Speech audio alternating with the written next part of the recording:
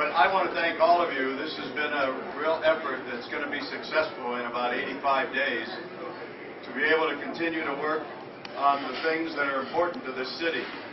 And I personally feel very honored to have been serving now for a number of years. It's not in to be around any length of time. It's in to sort of not have a record and tell everybody what you're going to do and brag about the things that you can do and somebody else hasn't. And the voters of Ohio listened to that last year, and we got stuck with Casey. You know, he's never run anything, never operated anything, never managed anything. He was a legislator who shot off his mouth in Congress. Now he's finding out, you know what, running government's pretty tough. And you come up with wild, crazy ideas, and you can really screw up government, like he's doing the local government fund.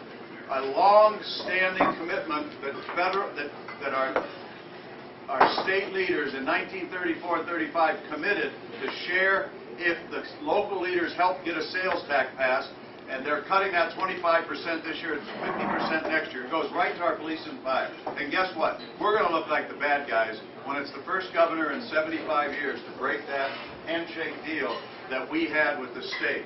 It's the same thing about Senate Bill 5. He had these crazy ideas. Did the law need to be tweaked a little bit after 30-some years? Sure. You know who said that? Tom Sawyer. He knows probably about as much as state government as anybody, but it didn't need to be thrown out. We didn't need to go and hurt labor people because we have some vendetta. No. You fix things, and when you know what you're doing to operate and manage, you know how to do it right. And Casey has proved we don't need anybody that is a legislator that can talk but doesn't have any clue on how to manage. I've been at this job for 25 years now. Never would have believed it. My family's over here with me, my daughter Michelle and her husband Mike. I'm not allowed to give his last name because he's a firefighter, so he's here, you know, on his own. Not endorsing. You know what the law is like. You guys know.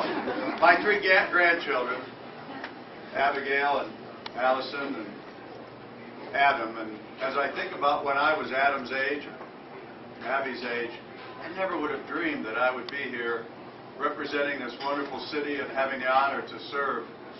But this has been a wonderful thing for me to be able to know that in my hometown that I love, that I've had the honor to represent you in Washington and Columbus and a lot of other places that I still have to pitch myself.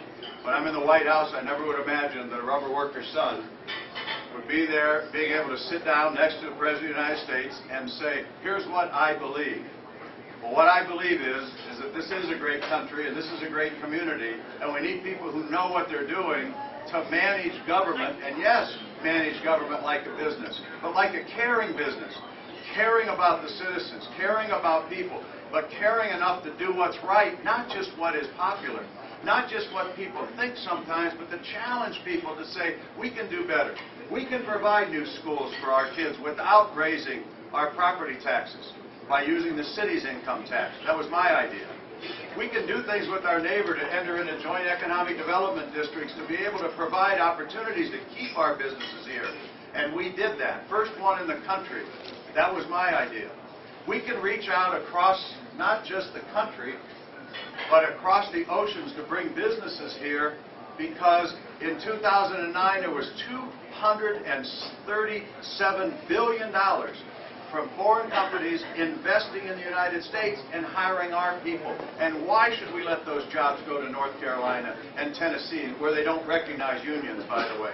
Why not fight for all of that? You're going to see a report come out soon that for a little bit of money that we're spending, we have in the last 10 years received about $100 million of investment that could have gone to North Carolina.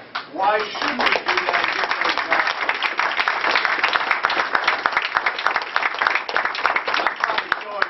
But yes, I get mad. I get mad. Just think about you and your individual lives. When somebody says something that you know is an absolute lie about you, and whether it's in a church or in a school or in your workplace or in your neighborhood, how do you feel? Well, I've been taking it on the chin in other places for 12 years. And 2 years ago, I decided never again. I'm not going to allow them to lie about me. We're going to tell the truth. And Wayne Jones had the best line 2 years ago. We're going to stop telling the truth about Warner Mendenhall and his group. And by the way, my opponent has been in that group for at least 5 years. We're going to stop telling the truth about them when they stop lying about the mayor. I love that line. You stop lying, we'll stop telling the truth. The truth is, there's a lot of things that people have done out there, and I'm not going to whine about it. My campaign manager, Gert Wilms, who's done a great job, chewed my butt the other day. And there's no whining in politics, so I'm not whining. I'm standing up my own 2 feet and telling you that when somebody does something to hurt this city, it's just like hurting my family. The city of Akron is my family. Not because I'm an egotistical person or anything else. If I was, I would have run for something else a long time ago. Because I know that sometimes people want just to change, just for change's sake. That got us Casey. How'd that work out for most people in this state? I don't think so well. But what I'm telling you is that I will continue to do everything I can, and Jeff said it, every moment, every time I get up in the morning to the way I go to bed, I'm thinking about new ideas on how we can improve this city, how we can make our services better. And by the way, the last time, and I know this may not be appropriate, but the last time a Republican sat in my chair, they had 3,400 full-time jobs. We have 1,798 now. And our police and fire are close to what we were back then. It's just the service department. Rick Roll is not here, but other service directors, Ray Capper was here, Joe Kidder is here, people that did a great job of us making sure that the system worked more efficiently and effectively for you. Otherwise, God knows where we would have been. But we are now running this city as efficiently and effectively and doing the things to save the taxpayers' money and running it in a way that I believe we're well positioned. And you know what? It's not just me. 3 weeks ago, Kiplinger letter. It's an advisory letter to people who have money on where to invest. And they tell people about things and trends. Mention Akron as one of the 3 cities in the north, well positioned when we get out of this god-awful economic mess that I didn't create, nobody in this room created, that brought all of us down in the whole world. But when that starts to happen, Akron is one of the best positioned cities to take advantage of that because we do a good job of attracting business, providing jobs, and all I ask you to do is continue to get the word out to tell them that if they're looking at somebody that's reinvigorated, that gets up with a lot of energy to get the job done, that has the creativity to look for every new idea out there, it's me. It might be the old version, but it's me. I appreciate many people in this room have been with me for so many years, and I did this last night in a much smaller group, and I started to mention every name, and unfortunately I got off and I talked forever, and I don't want to do that. But I thank each and every one of you for helping me. If you're a new face, welcome.